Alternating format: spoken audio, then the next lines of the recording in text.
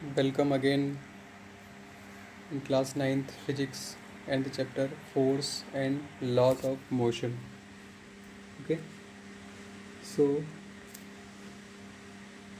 we will start our next chapter, force and laws of motion. Okay,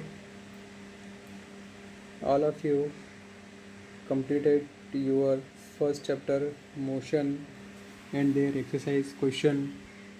Okay, now the next chapter is force and laws of motion. So please see here. In the previous chapter, we described the motion of an object along a straight line in terms of its position, velocity and acceleration. इससे पहले वाले chapter में हम लोग किसी object का जो motion है वो स्ट्रेट लाइन में है, जिसमें उसकी पोजीशन, वेलोसिटी और एक्सेलरेशन को पढ़ चुके हैं. We saw that such a motion can be uniform और नॉन यूनिफॉर्म. हमने ये भी देखा कि मोशन कैसा है, यूनिफॉर्म और नॉन यूनिफॉर्म हो सकता है. We have not yet discovered what causes the motion. अभी तक हमने ये डिस्कवरी नहीं करी कि जो मोशन है वो किस वजह से है. हमने पढ़ा है कि मोशन है, मोशन क्या होता है, ऑब्जेक्ट, कोई भी ऑब्जेक्ट मोशन में कब कहलाएगा, कितने टाइप्स होते हैं, क्या क्या इक्वेशन होती है, पोजीशन क्या होता है, वेलोसिटी क्या होती है, एक्सेलरेशन क्या होता है, डिस्प्लेसमेंट क्या होता है, इक्वेशन ऑफ मोशन, सारी चीज़ें हम लोग पढ़ चुके हैं.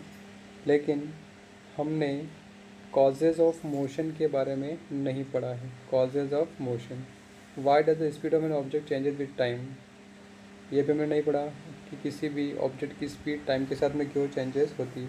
Do all motion required a cause, क्या इन सभी मोशन के लिए कोई कॉज या कारक रिक्वायर है. If so what is the nature of this cause, तो उस नेचर का कॉज क्या है. In this chapter we shall make an attempt to quench all such curiosity. इस चैप्टर में हम सारी इन क्वेरीज़ के बारे में पता करेंगे. Okay, for many centuries the problem of motion and its causes have puzzled scientist and philosopher. ठीक है, कई दशकों से मोशन का जो कॉज है ये साइंटिस्ट और फिलोसोफर के लिए एक पजल्स बना हुआ था. A ball on the ground when given a small hit does not move for ever. ठीक है, एक बॉल है कोई ग्राउंड पर, when given a small hit does not move for ever. जब हम थोड़ा सा उसको धक्का मारते हैं या थोड़ा सा किसी से हिट करते हैं तो वो हमेशा के लिए ही मूव नहीं करती है. जैसे हम उसको धक्का मारेंगे या हिट करेंगे, थोड़े टाइम बाद में वो रुक जाएगी. Such observation suggest that rest is the natural state of an object. तो इससे हमें ये पता चलता है कि किसी भी ऑब्जेक्ट की नेचुरल स्टेट जो है वो क्या है, रेस्ट है. This remind the belief until Galileo Galilei and Sir Isaac Newton developed an entirely different approach to understand motion. ठीक है, गैलीलियो और न्यूटन ने कुछ अप्रोच डेवलप करी जिससे हम इन सारी बातों को अच्छी तरीके से समझ पाएँ. ठीक है, यहाँ पर आप देखिए, in our daily life we observe that some effort is required to put a stationary object into motion or to stop a moving object.